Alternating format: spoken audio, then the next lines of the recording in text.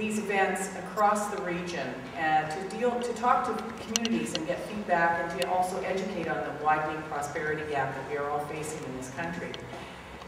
We're going to start today with a film called Poor No More, and the commentator in the film is Mary Walsh. I'm sure you've all heard of Mary. She's a well-loved Canadian comedian from This Hour Has 22 Minutes, and I think Codco as well. I think that's way back in the day. And after the film is over, we'll be having a panel discussion. We were going to have 6 panelists, but unfortunately one of our panelists had to cancel this afternoon due to a family emergency. That will mean that the other panelists, I was going to limit them to 3 minutes, but they might get 4 to speak before you get to have questions and answers.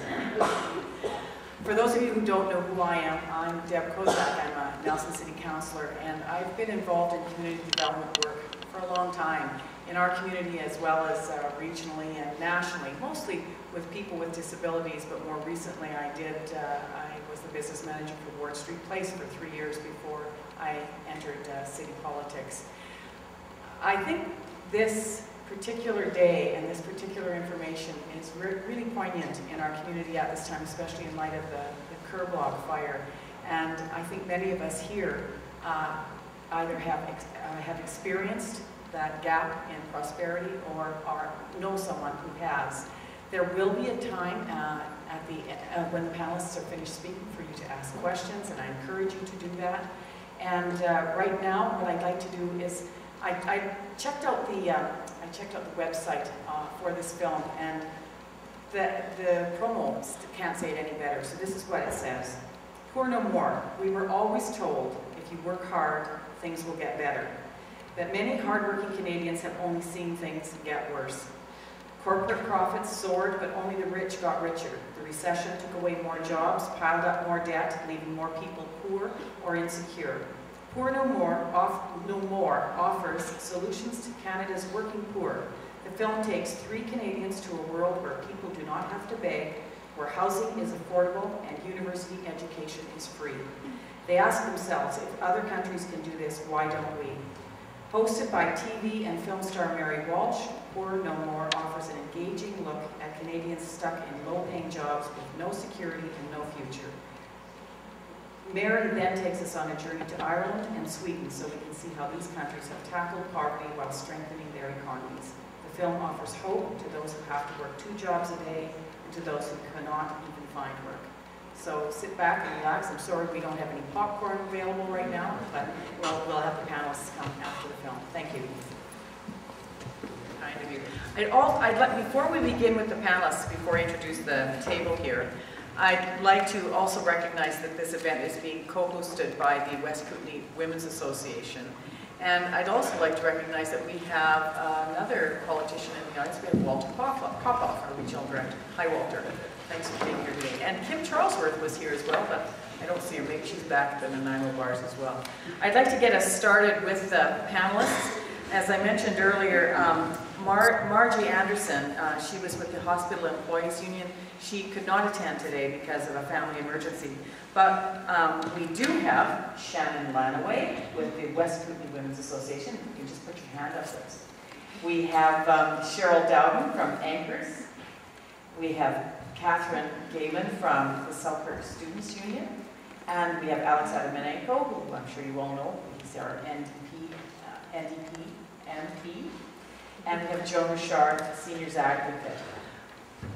Is there any particular order that you folks would like to speak in? Again, I just started one at the table and go through.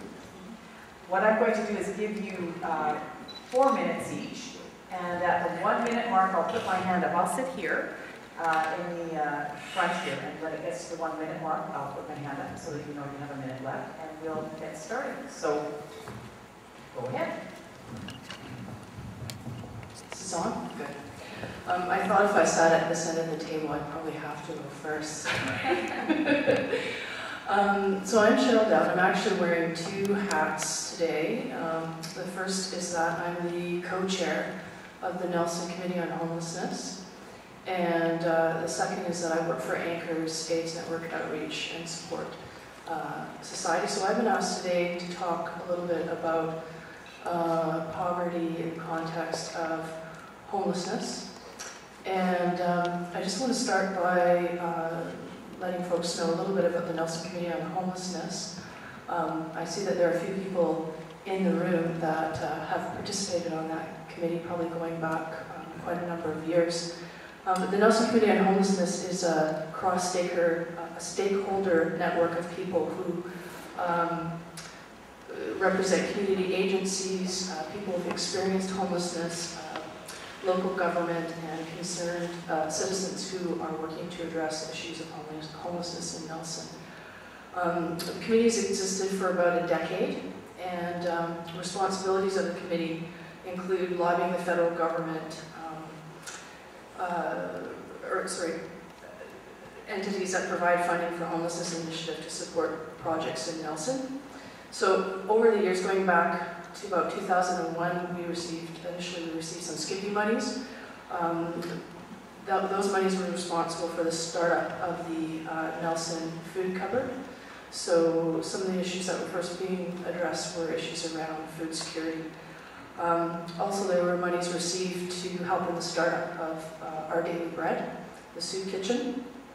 And somewhere around 2004, and as a result of the big city mayor's lobbying of the national government and declaring that there was a national, that homelessness was actually a national disaster, the federal government created the National Homelessness Initiative, which provided funding through Service Canada for 61 designated communities. And Nelson became one of those designated communities, and in fact, the smallest urban community in Canada to receive those funds.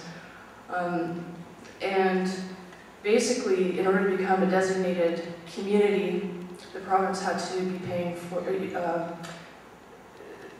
individuals. Nelson. The reason why Nelson became one of those designated communities was because Nelson had one of the highest proportions of people paying over 50% of their rental income, or their income to rent. And CMHC basically says that if you are paying more than 30%, then you have extreme affordability issues. I'm getting a sign, I have a lot more to say. But I want to say that some of the things that the Nelson Committee on Homelessness has also been able to do is start up Stepping Stone Shelter, provide for the Winter Emergency Bed Program, and open free laundry and showers at the Salvation Army, as well as offering housing support to youth and adults. And I want to say quickly, just on behalf of ANKORS, that housing is a health issue, and we see a lot of people who use our services who are dealing with HIV, with hepatitis C, and addictions. And if people don't have housing, if they don't have a roof over their head, it's very, very difficult for them to get on treatment, to maintain a treatment program,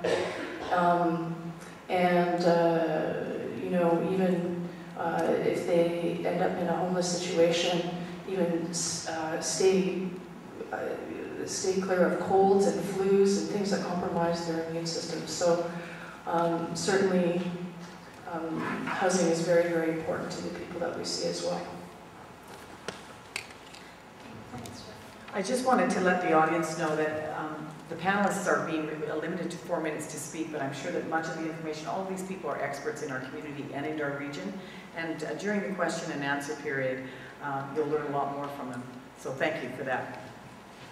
Hi, I'm Shannon, Lanaway, and I just want to thank everyone for coming out on a beautiful Saturday to talk and listen and become informed about poverty. I'm truly surprised and really happy that people care. And I want to welcome the new students from the Continuate program from across Canada that are spending their day learning about poverty issues.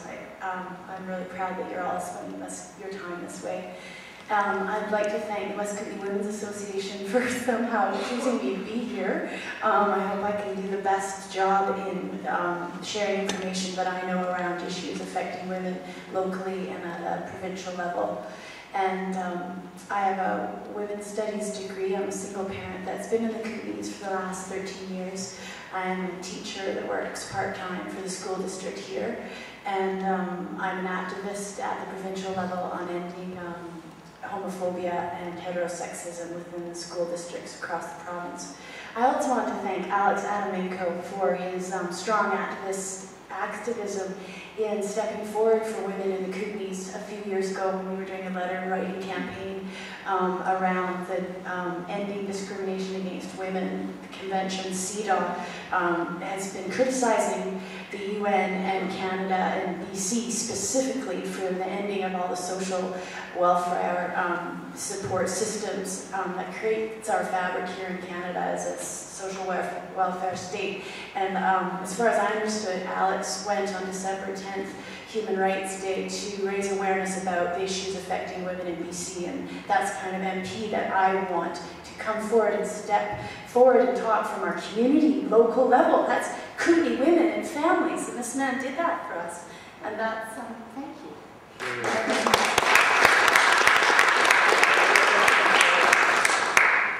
But the big question I sort of want to put towards you is I have always had a problem figuring out the distinction between child poverty and women in poverty, and I have got a few answers around that, and I thought it would be a very big intellectual explanation, but I personally don't think it is. But I'm going to put that question out to you, and I'd love to hear your response and consider the difference between child poverty and women that live in poverty.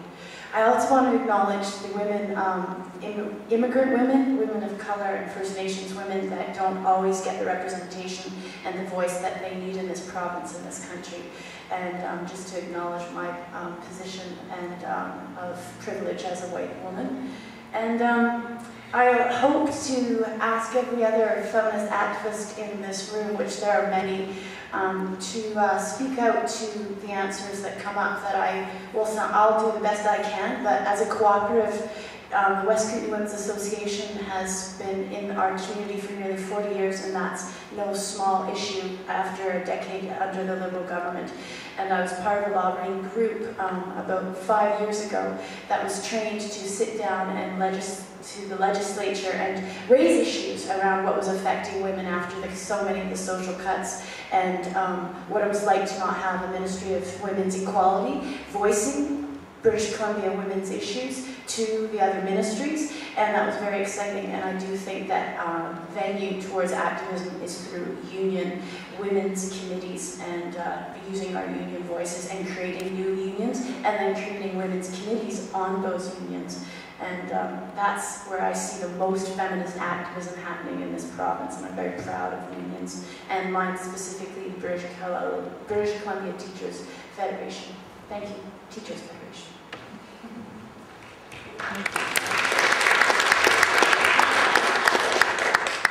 Okay.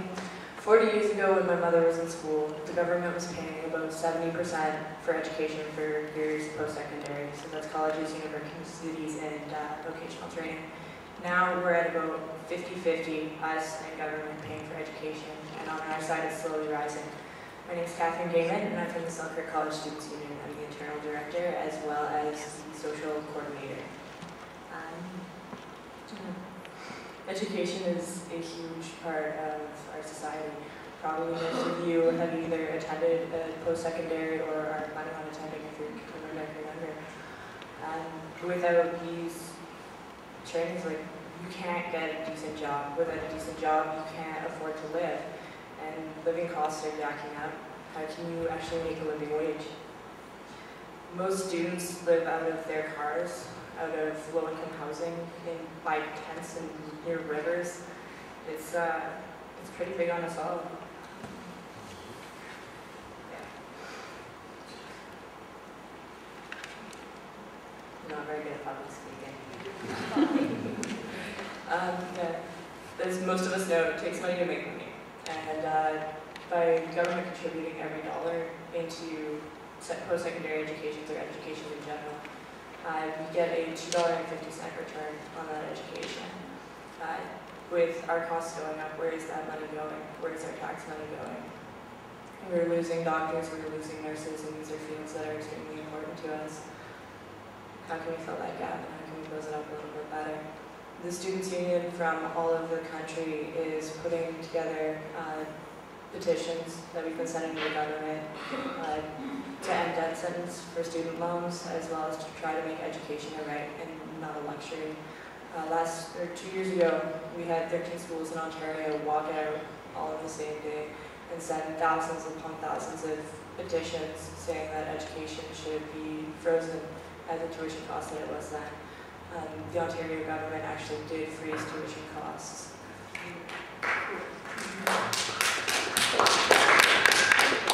With community support and support of students, as well as faculty and administration, we can make that happen here in BC, as well as try to convince the government to lower our tuition costs and make living more affordable for everybody.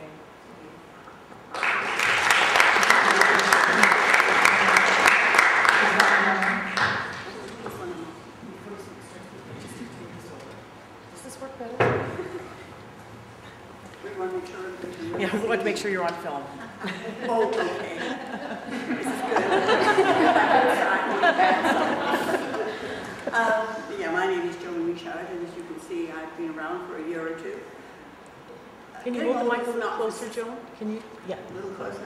Usually my voice carries quite well without a mic. As you can see, I've been around for a few years, and my first warning to all of you is that getting old is not for sissies. Getting old is tough. The only problem is there's only one option, and that's to die young. And since most of us don't choose to take that option, we all have to prepare ourselves, or if we're already got there, and learn how to deal with all of the challenges that come with aging. In Nelson, we have about a 15% population that is considered 65 and over. Of that, approximately 1/3 live in poverty. And I can promise you that most of that 1/3 are women. We know that for elderly women, there are so many challenges that they're already coping with. There are the physical challenges, the emotional challenges, the challenge of isolation, the challenge around housing, huge challenge around transportation. Every one of these challenges is exacerbated by that overriding, overarching thing, poverty. It doesn't matter what it is that you're trying to cope with. Money doesn't buy happiness, but it sure as hell makes being unhappy a lot more comfortable. And for many older people, the challenge of getting to medical appointments, getting the food that they should be eating, getting a half-decent roof over their heads is completely overshadowed by their lack of resources and the lack of money for them to be able to buy those things that they need. If you're an elderly person living alone and you need help in the house, you're not going to get it in these times, you're not going to get it for free. If you can't afford to pay for it, your living conditions will deteriorate to the point where in some cases we at Seniors Coordinating Society find people living in the most god-awful squalor you can imagine. We have people who are consistently denied access to health care that they need simply because they cannot get there. We have people denied treatments that they need because they haven't got the money to pay for them. There's a ridiculous anomaly that exists right now where if you suffer from macular degeneration, which is a very common eye problem for older people, you gradually lose your central vision until you've only got the peripheral vision left. There's a treatment for that. It's a drug called Avastin. If you live in Cranbrook, if you live in Kelowna, if you live in Kamloops, you get it for free. If you live in the Lower Mainland of Victoria, you also get it for free. If you live in Nelson, Trail, or Kozak, it costs you $300. Unless you've got the money to get yourself to Cranbrook, wherever. It's so ridiculous. It means in one case that I'm working on right now, a woman in her 80s living in Caslow, she's sitting there quietly going blind. She doesn't have the money to come down and have this treatment. It's not a one-off, it's a series of treatments at $300 a pop. She doesn't have the money. She doesn't have the means to get to Cranbrook because you have to stay overnight. She doesn't have anybody that is going to drive, especially the way the weather's been lately. So you've got somebody sitting there in her house in has her quietly going blind simply because the treatment that she needs, which is effective, it doesn't cure it, it delays it, it prevents the progression to some extent, is simply not available to her. And there are many examples like that. There are many examples of people who are in need of pretty basic things which would make their lives a lot easier, like a little bit of help in the house, the ability to call a cab and have the money to pay for it, and so many difficult situations that are caused and exacerbated by poverty. The federal government needs to step up to the plate and deal with first of all, the old age security level, and secondly, the availability of guaranteed income supplement. When I talk about people living in poverty, that third of the 15%, which is close to 500 people, they're living on something around $1,200 a month. If you can find housing in Nelson for less than half of that, good luck. There are less than 100 subsidized housing units for seniors. There's more than 100. Some of those are for people with disabilities, mental or physical disabilities, which is fine. We may need the housing too. But there's very few options in terms of subsidized housing. If you have to go into a place like Lakeview, it costs you $2,800 a month. If you have to go into private care at Mountain View in the or what we used to call extended care, $5,000 a month. So the difference between getting basic care to remain in your own home, getting basic care to do the sort of necessary things to keep yourself as healthy as possible, so many of them are related to poverty. And these are people who have probably worked hard all their lives, but have never been in a position to accumulate the kind of resources that they now need. Thank you. That's it for me.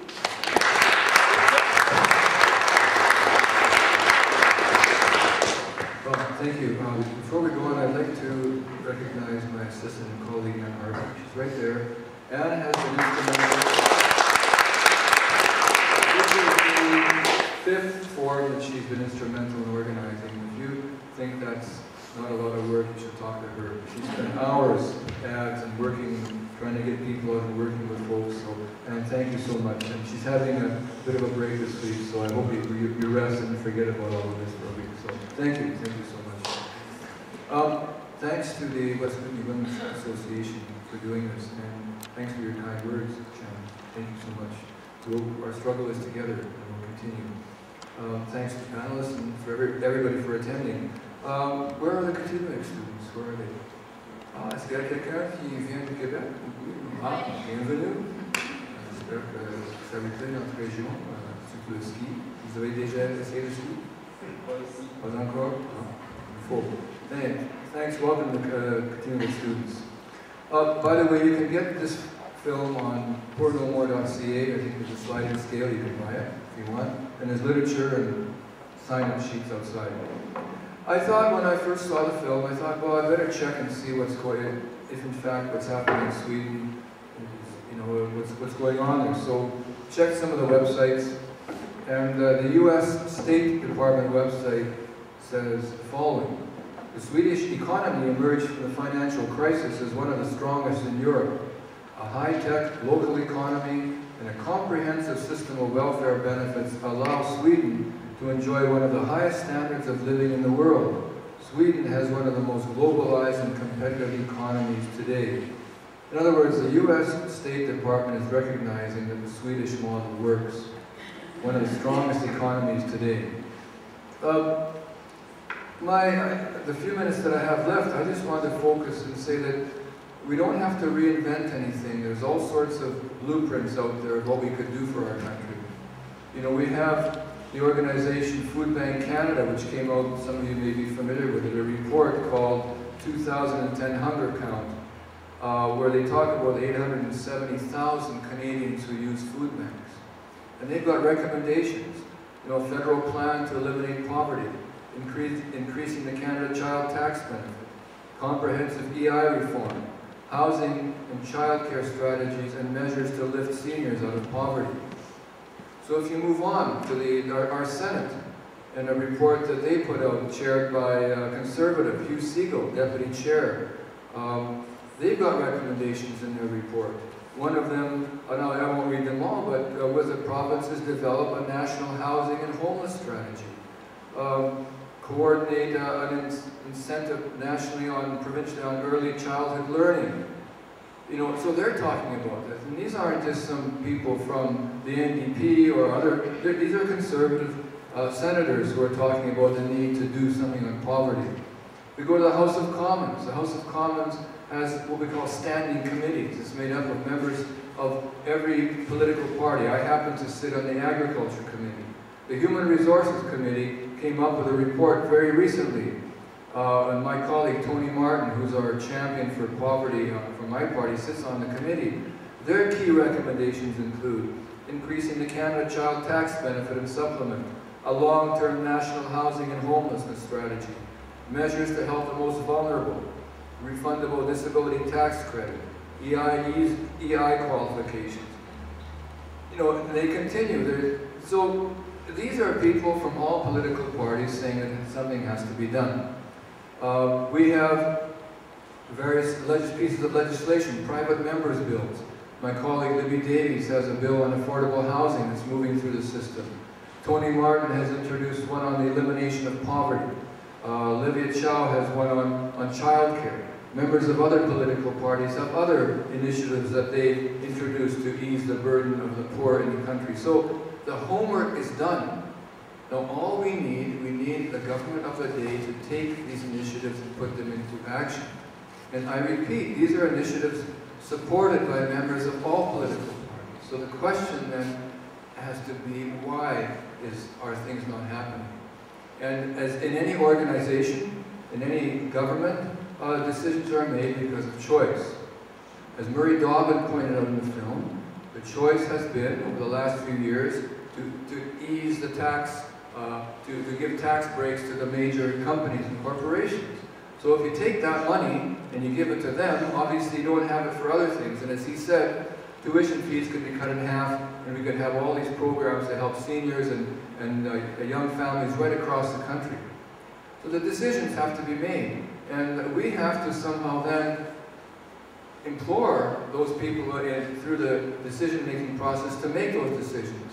And it's by contacting people like Michelle at the provincial level, myself federally, but also through local governments, to get local governments to work through UBCM, through FCM. These are powerful lobby groups based on people, on people's decisions that can make decisions, can make governments make the right decisions. So they're not only listening to the Council of Chief Executives, which they currently are, so they have other people they listen to on our behalf. And I think that's what we have to do, because the blueprint is there, other people are doing, and the question we have to say is, why can't we? And I guess we can do that.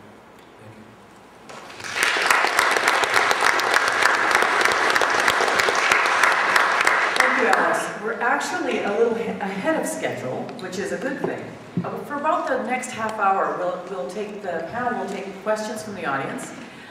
And before we begin the question period, I know that there may be some of you in the audience today that are really going through some tough times. And I believe, Tasha, you said that if there was, where's Tasha? You said that there might be resource people available here today if someone really wants to talk to someone, or yes, Tasha, have a problem? Yes, you can talk to me.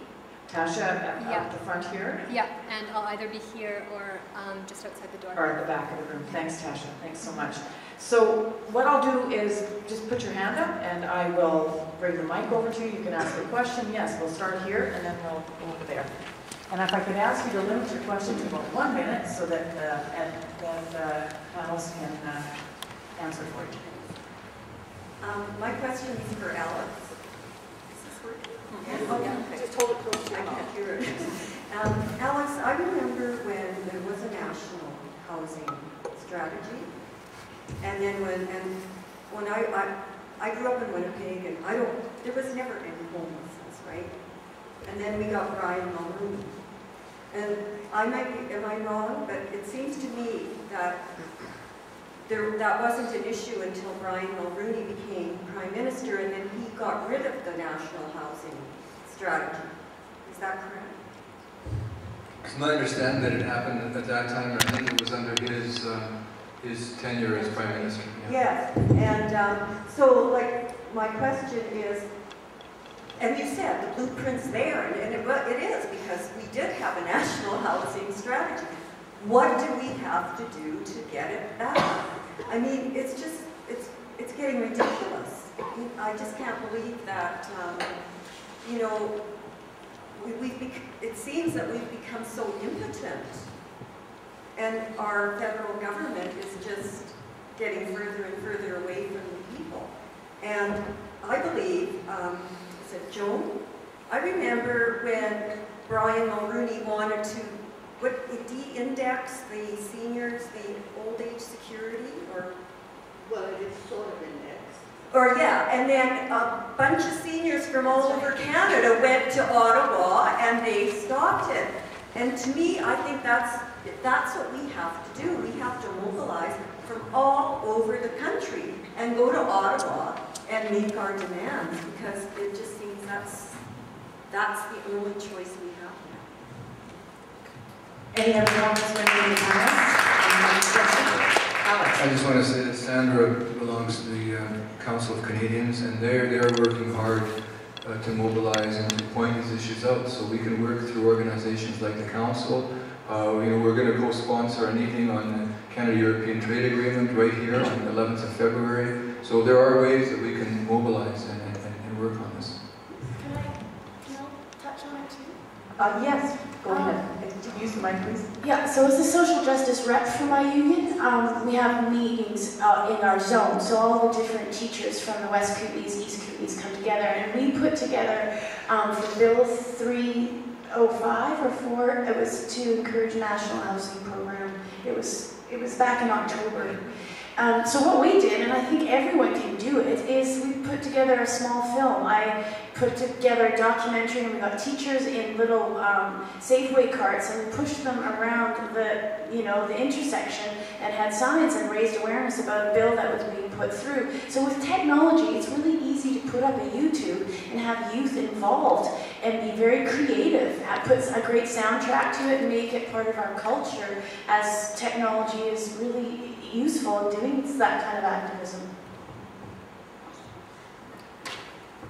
Yeah, I just want to comment briefly on the national housing strategy. I think, you know, even the monies that come through Service Canada now through the partnership strategy, they don't cover affordable housing units, they cover supports. And we don't have an adequate supply of affordable housing stock in this country.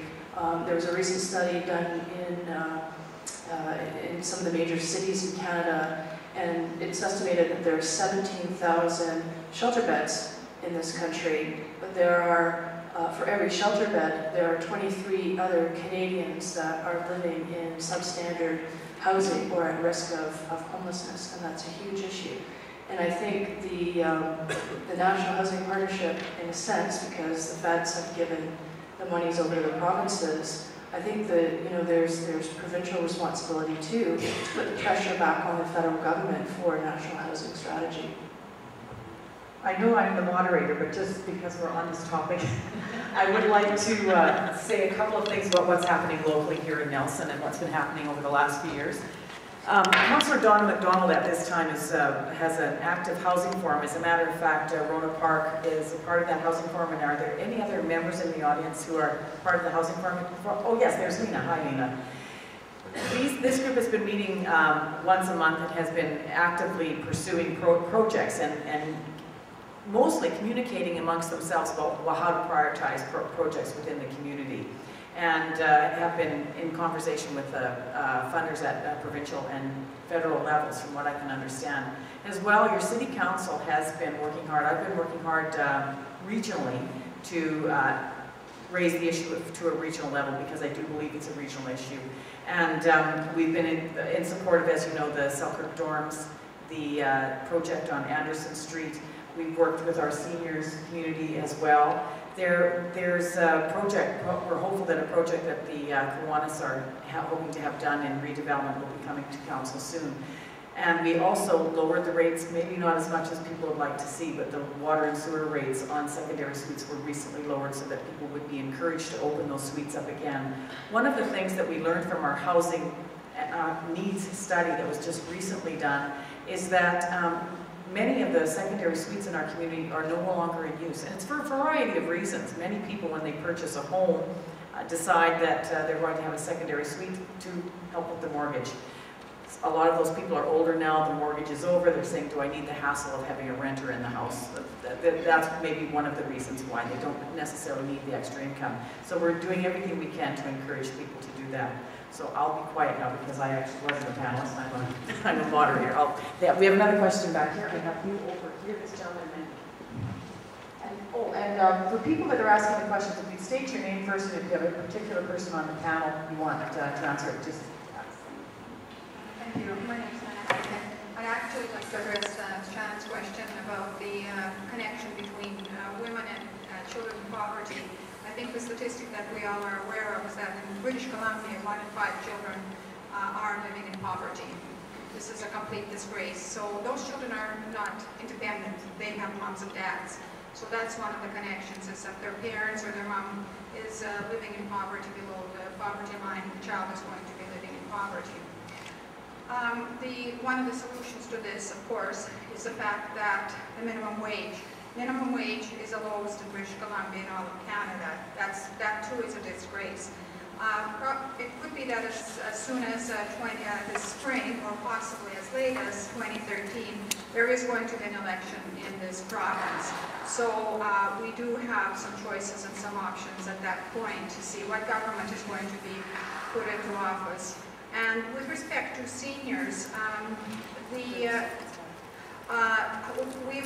should pose this to those that are going to be running for leaders in this province.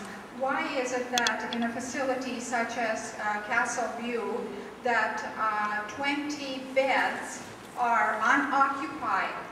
And the reason that those beds are unoccupied, when seniors are home in the care largely of women, those beds are $5,000 a month.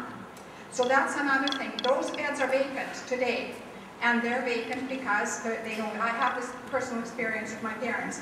So that's another thing. So these are some of the aspects. I'm not looking at the panelists here have the answers, but I do think we need to keep tweaking these issues, and in the upcoming election, to be sure we've got the answers, we've got the commitment, and the actions plans in place. Thanks very much. Any journalists have any comments on the issues that Hannah raised? No? I'll just say One thing? My question that I put out to the group is that it's public sympathy that I really feel is the difference between what child poverty is and women that live in poverty. There's just a general lack of awareness about women, what women do in society to obtain and uphold the capitalist patriarchal system. And there's no way that we could, as women, get paid for all that we do in child rearing, in all the areas of, and I'll just end it there, but there's so much that women aren't acknowledged for doing, and there's so many barriers that women have to get into top paying jobs, benefits, childcare, etc., that I'm going to end it there. But Thank you.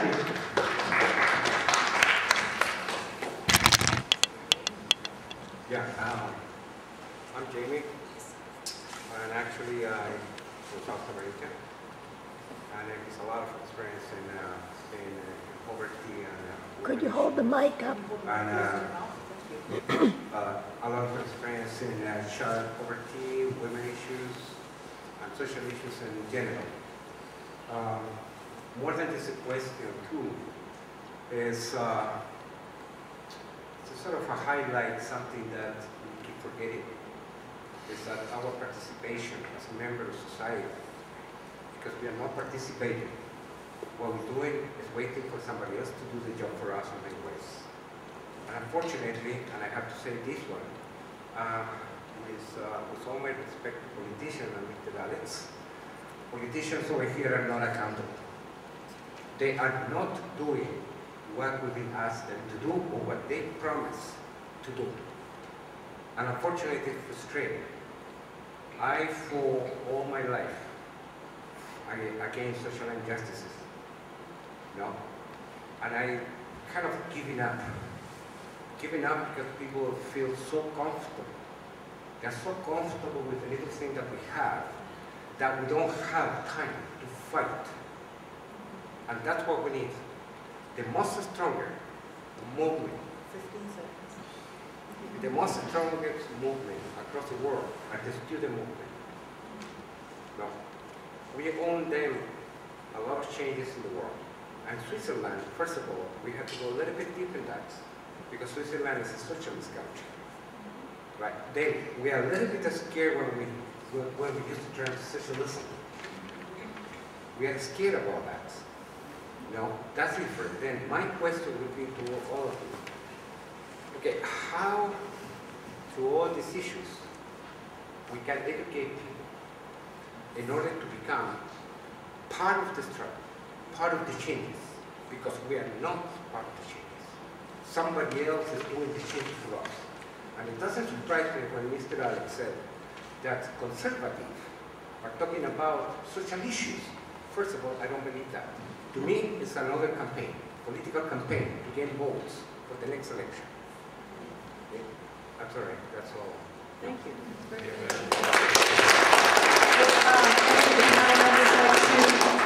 Have any comments regarding these statements? Alex? I think, and Walter and I have been talking about this before, I think sometimes in our society we tend to we have blinders on, and the labor movement does this, the business community does this. I think we need to work together. Labor has to work with business, for example, to promote. If we want to promote, one example, we want to promote small business. The best way of promoting small business is to have people who make money, who have a good union wage, who can go and buy things, who can support the restaurants, and who go to the stores. So I think it's incumbent upon everybody, even if they may not belong to a labor union organization or movement, is to work with labor to increase wages so that we can keep our communities going. That's one thing I think that we can all do. And we should be throwing that out, for example, from the labor community to the business community. Let's mobilize and let's make sure that we can have a good, half-decent wage so that people can make some money, help others, and at the same time send their children through university and have a half-decent living. I think that's one thing we can do. Thanks, Alex. I'm just going to let Walter respond as well. If you want to respond to this, and then we'll move on to the next person who has a question. Yeah, thank you. I'm Walter Popoff. I'm the regional district rep for Area H, Slocan Valley, and a couple of issues that Alex mentioned. I come from the union movement. I've been involved in the union movement ever since I was 18 years old. And we have tried to work towards better improvement for working conditions. I worked for TELUS, and I find out when I was working there we had about 14,000 employees. Now we have 35,000, and a lot of them are not in Canada. Free trade, they're gone. They're in Malaysia, India. And the unfortunate part about it is I'm in support of promoting workers in other countries, but they are making as much as an ordinary worker here, a telephone worker here in Canada would make per hour. They're making that in a day. So we have to improve their wages too. And on local government issues, I attended a couple of Federation Canadian Municipality conferences, and one of the things that I've done when I come back from a conference is introduce a resolution at the Regional District Board, which they approved, and that is a tax credit, a refundable tax credit from the federal government for the working poor. And when I talk about working poor, that's the students that 18 years old and up that are working for their education and only make $20,000 a year, if that, and yet they still have to pay federal income tax on that. And hopefully the committee that Alex mentioned will take a look into this. And the resolution is at the Board of Directors at FCM, and I hope they approve that and goes forward and lobbies government to get that happen for us. Thank you. Thanks, Walter.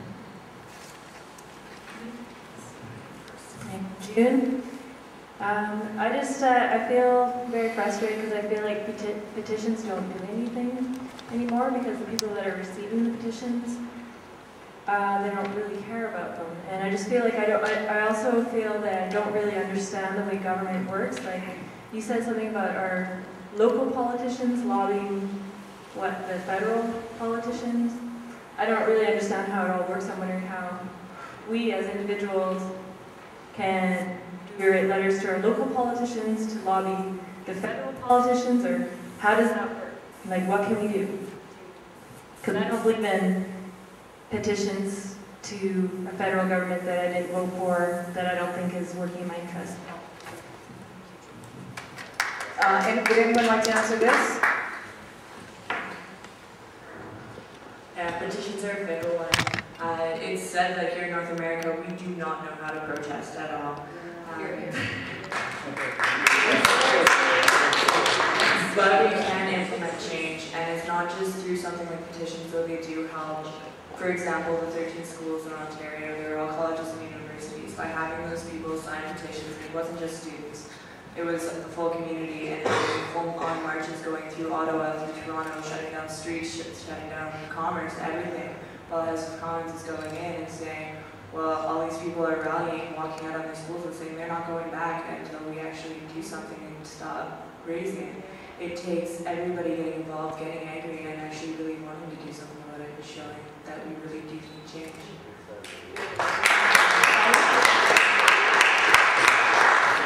Before I answer, I'd just like to also mention to Catherine, thank you, and to other students who have, who work and study and they take time to be involved actively in promoting a better life for students. So thank you for being here. I think people have to get out and vote.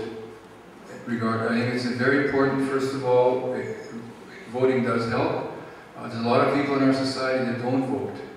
This year we may have a federal election, we may have a provincial election, and we're going to have municipal elections. And I think that with citizens, it's our responsibility to go and ask each of the candidates, each of the parties, what they stand for, and vote, and get all our friends to vote. Because one of the ways that democracy dwindles away is that when people don't care anymore, and then you get people in power that see that, and they don't change. So we have to exercise our democratic right to vote.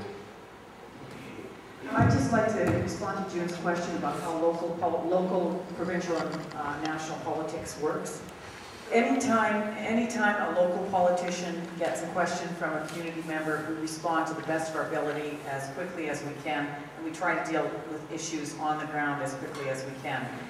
The difficulty with local politics, if you're talking in terms of housing or education issues, is that those issues and those social benefits that we expect to be supported in should be coming from provincial and federal levels. It's not to say that the local taxpayer does not contribute, but that is not the main function of local government. That doesn't mean, however, that we don't speak to other levels of government as well. So anytime that we receive any issue that we can make a difference in our own communities, we do that.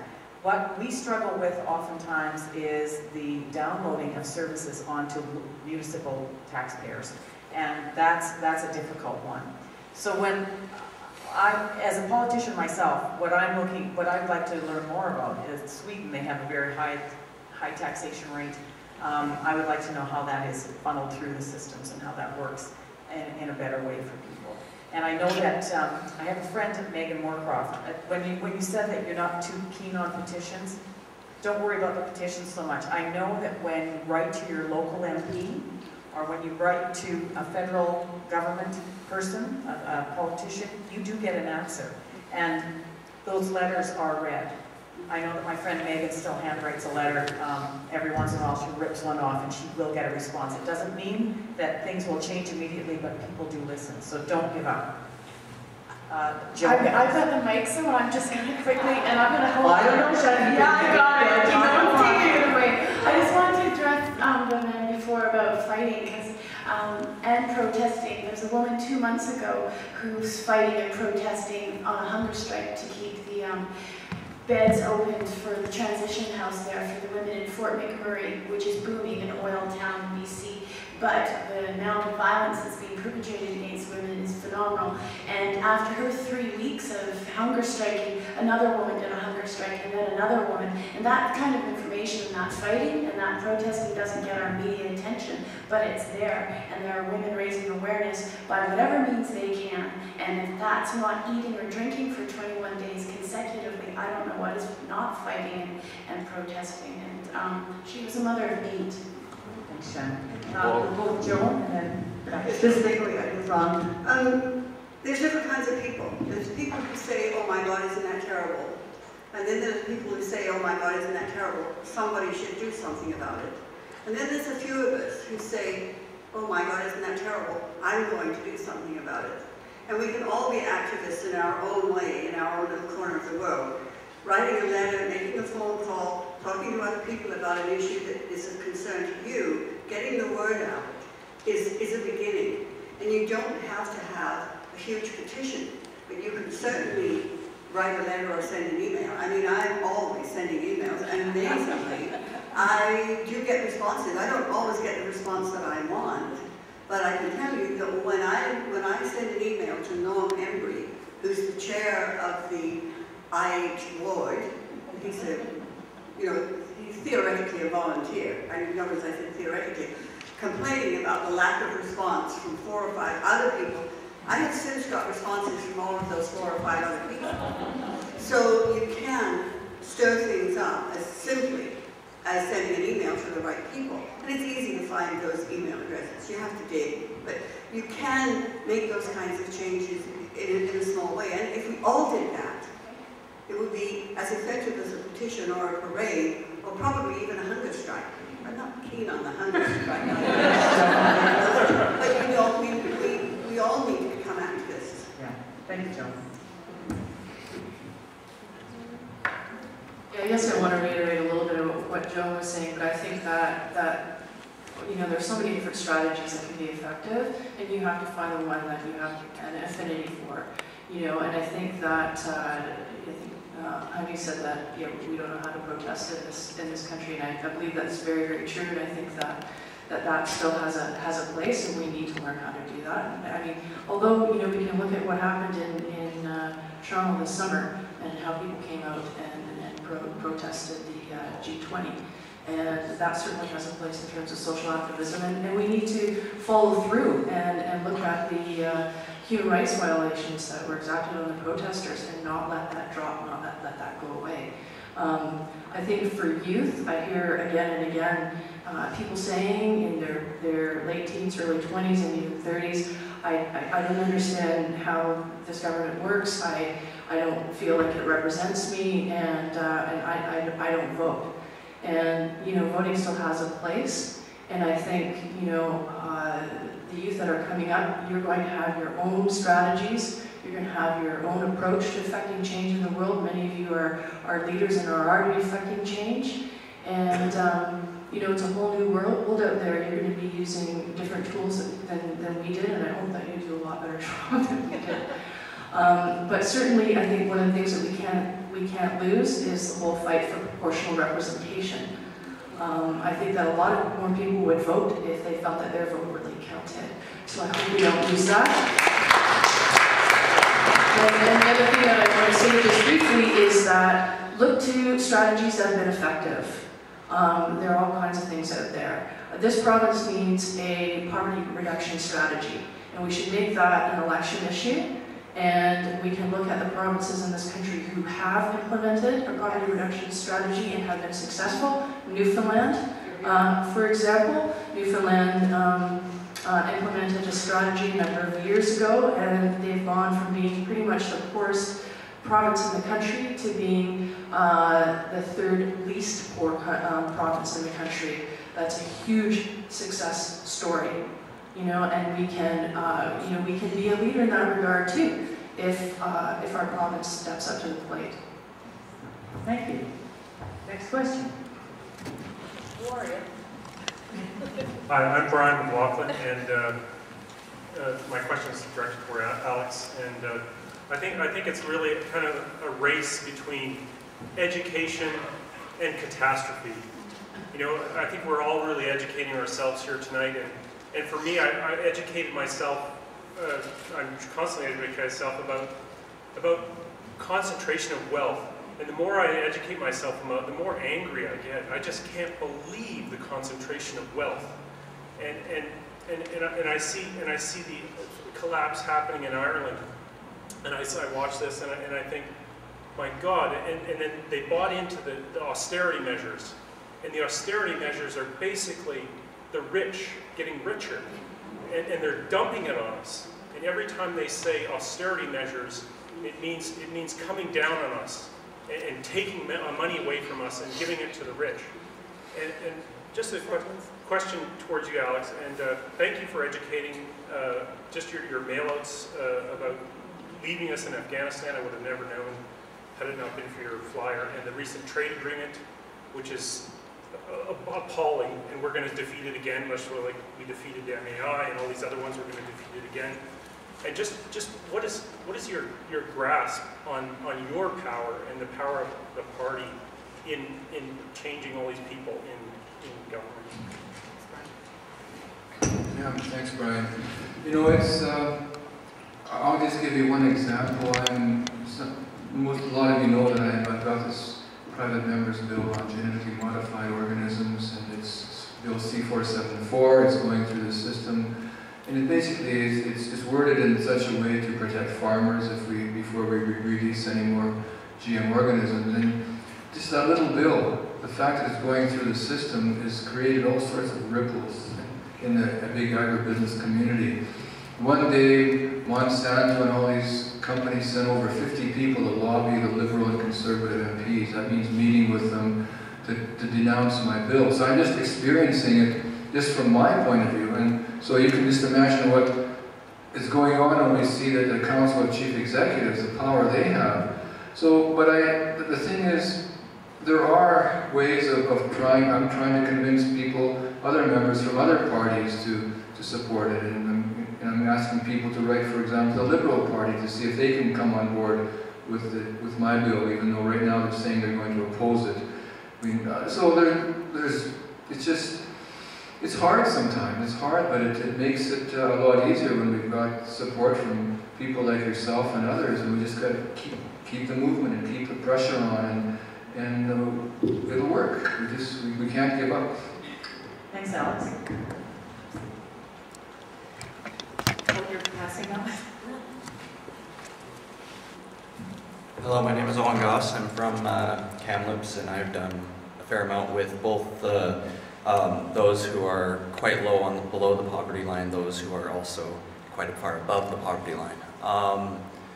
One thing that I'm actually really curious about is why you're turning this into a war between us and them. They're part of our society as well. They, as in the rich, are part of our society just the same as we, the poor, are part of the same society. We're all responsible for the way our society has turned out. We're responsible for the irresponsibility of both males and females. We're responsible for the way our society has turned out in the past 50, 60 years, destruction and both creation of jobs and things such as that. We're responsible for choosing choosing where we buy, choosing what we do, and yet it seems like we're trying to change everyone else, and everyone else is trying to be changed. What my question is what are you doing to create a cooperative rather than creating a war? Good for you.